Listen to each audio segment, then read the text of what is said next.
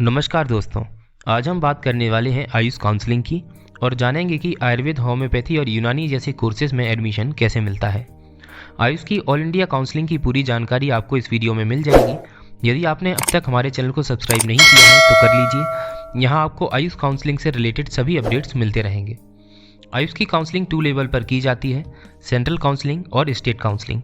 Central counselling में 15% seats participate करते हैं और बची हुई 8 सीट्स का पार्टिसिपेशन स्टेट काउंसलिंग में किया जाता है। सेंट्रल काउंसलिंग की जिम्मेदारी AACCC यानी कि Ayush admission central counselling committee को सौंपी गई है। इस कमेटी के द्वारा ऑनलाइन काउंसलिंग कराई जाती है, जिसमें आयुर्वेद, सिद्धा, यूनानी और होम्योपैथी की सीट्स आवंटित की जाती हैं। इन्होंने अपनी एक ऑफिशियल वेबसाइट भी बना रखी है AACCC.gov.in, जिसकी लिंक आपको डिस्क्रिप्शन में मिल जाएगी।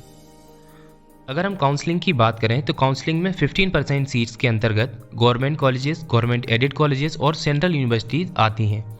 साथ में नेशनल इंस्टीट्यूट, दिल्ली यूनिवर्सिटी की सीटें और डीम्ड यूनिवर्सिटीज़ की सभी सीटें यानी कि 100% सीट्स पर यह काउंसलिंग की जाती है।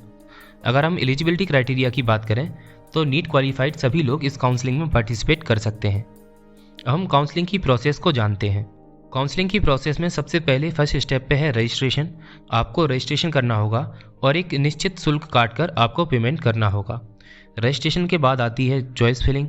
आप चॉइस फिलिंग करेंगे, फिर अपनी चॉइस को लॉक करेंगे और ध्यान रखिएगा आप चॉइस लॉकिंग के बाद अपनी चॉइस चेंज नहीं कर सकते हैं, तो इसे बहुत सावधानी पूर्वक करें। चॉइस लॉक करने के बाद कुछ टाइम प्रोसेसिंग में लगेगा और कुछ समय के बाद आपका फर्स्ट राउंड का रिजल्ट जो है जारी कर दिया जाएगा। उसमें यदि आपको कॉलेज मिल जाता है, सीट अलॉट हो जाती है, तो आप उस कॉलेज में जाके संपर्क कर सकते हैं। और यदि आपको सीट अलॉट नहीं होती है तो आप फर्दर काउंसलिंग के लिए वेट कर सकते हैं और सेकंड राउंड की काउंसलिंग में पार्टिसिपेट कर सकते हैं। यहाँ पर एक जानने योग्य बात यह है कि आपको अलग अलग राउंड की काउंसलिंग के लिए हर बार नया रजिस्ट्रेशन नहीं करना है। यदि आपने एक बार रजिस्ट्रेशन कर लिया है तो वही आपका आगे की काउंसलिंग में काम आ जाएगा। यदि आपने पहले रजिस्ट्रेशन नहीं किया था और सेकंड राउंड से ही नई काउंसलिंग करना चाहते हैं तब आपको नया रजिस्ट्रेशन करना होगा। लेकिन चॉइस फिलिंग आपको हर बार नई करनी होगी, यानी फर्स्ट राउंड में अलग चॉइस फिलिंग करनी होगी। अगर आप सेकंड राउंड में पार्टिसिपेट करते हैं तो आपको यहाँ पर नई चॉइस फिलिंग फिर से करनी होगी।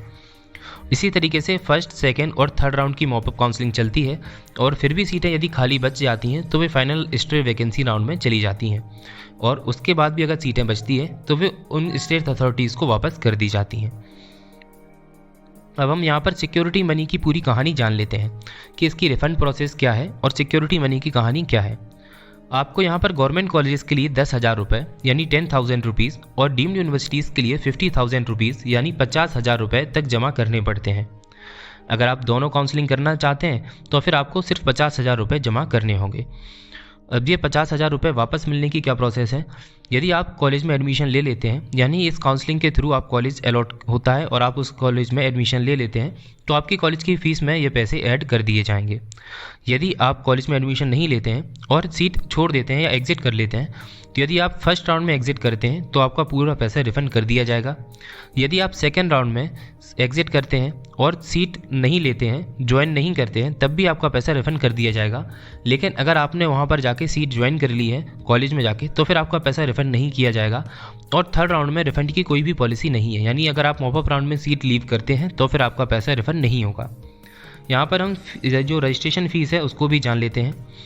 जो गवर्नमेंट कॉलेजेस की लिए अप्लाई कर रहे हैं और जनरल, EWS और OBC वालों की 1,000 रुपये यानी 1,000 रुपीज़, SC, ST और PWD वालों को 500 रुपीज़ चार्ज होता है।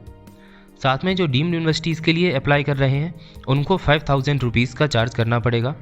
अगर आप दोनों कॉलेजेस के लिए यानी गवर्नमेंट कॉलेजेस के लिए और डीम्ड यूनिवर्सिटीज़ दोनों के लिए अप्लाई कर रहे हैं तो फिर आपका जो रजिस्ट्रेशन फ़ीस है वो 5,000 रुपीज़ ही लगेगा। आखिर में आपको एक इम्पॉर्टेंट बात और बता दूं, आपके नीट का जो एप्लीकेशन फॉर्म है वो यहाँ पर बहुत काम आने वाला है, तो उसे संभाल के रखिएगा। और यदि आप प्राइवेट कॉलेजेस यानी कि डीम्ड यूनिवर्सिटीज़ के लिए अप्लाई कर रहे हैं तो उनका फ़ीस स्ट्रक्चर एक बार पहले जान लें, तो वो आपको सहूलियत देगा। उम्मीद करता हूँ आपको पूरी प्रोसेस समझ में आई होगी और वीडियोस के लिए देखते रहें हमारा चैनल। इस चैनल को सब्सक्राइब जरूर कर लें क्योंकि यहाँ पर आपको आयुष कोर्सेज से रिलेटेड सभी जानकारियाँ मिलती रहेंगी। BMS, BHMS, यूनानी और सिद्धा से जुड़ी हुई तमाम जानकारियाँ आपको यहाँ पर मिलती रहेंगी। मिलूंगा आपसे अपनी अगली वीडियो में। स्वस्थ रहिए, मुस्कुराते रहिए।